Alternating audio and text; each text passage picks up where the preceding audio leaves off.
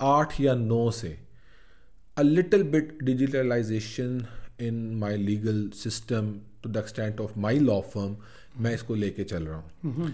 मैंने शुरू में गूगल कैलेंडर से सिलसिला का शुरू किया, जो लॉयर्स की जो मैनुअल डायरी होती है जिसमें वो अपने केसेस नोट करते हैं और फिर उनको नेक्स्ट डेट में ट्रांसफ़र करते हैं, मैंने इसका तोड़ किया और गूगल कैलेंडर का इस्तेमाल शुरू किया। उसके बाद वक्त के साथ साथ मैंने फिर जो है अपनी टीम कम्युनिकेशन के लिए सॉफ्टवेयर, कोलैबोरेटिव सॉफ्टवेयर्स होते हैं, मैंने प्रोडक्टिव इस्तेमाल किया।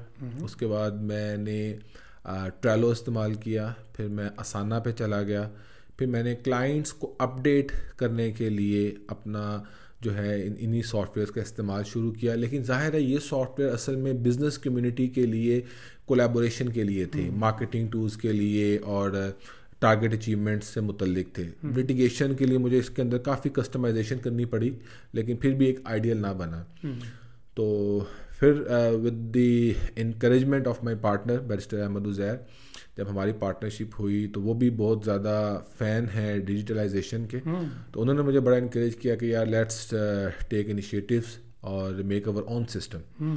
तो फिर हमने अल्हम्दुलिल्लाह 2017-18 में इसको थोड़ा सा ज़्यादा जो कह लीजिए कि पेस हाई की, और फाइनली इस वक्त हमारा अपनी लॉ फर्म का एक सॉफ्टवेयर है जो कि मैं खुश फहमी में मुब्तला हूँ कि कम से कम पाकिस्तान में ऐसा सॉफ्टवेयर किसी के पास नहीं है।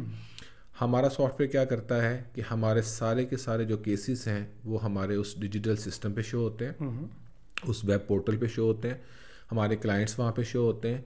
क्लाइंट्स का भी एक यूज़र लॉगिन होता है, हमारा भी यूज़र लॉगिन होता है, और उसमें हमने पूरे पंजाब के जजेस के नाम फीड कर दिए हैं, हाई कोर्ट सुप्रीम कोर्ट के जजेस का डाटा फीड है।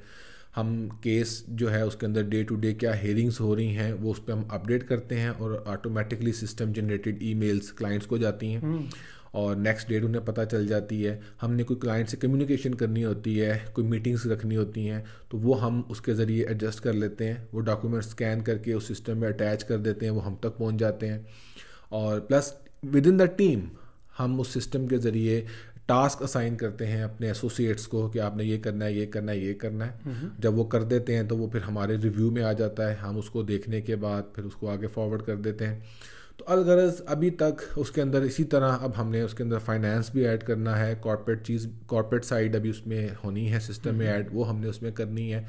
तो ओवरऑल एक विजन तो है मेरे पास और हमने उसको कुछ हद तक इम्प्लीमेंट भी कर लिया है।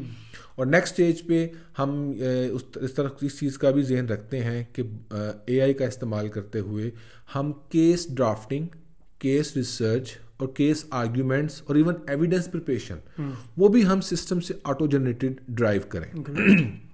और प्रैक्टिकली जो दूसरा एस्पेक्ट है डिजिटलाइजेशन का कि पेपरलेस एडवोकेसी मेरा एक नारा है।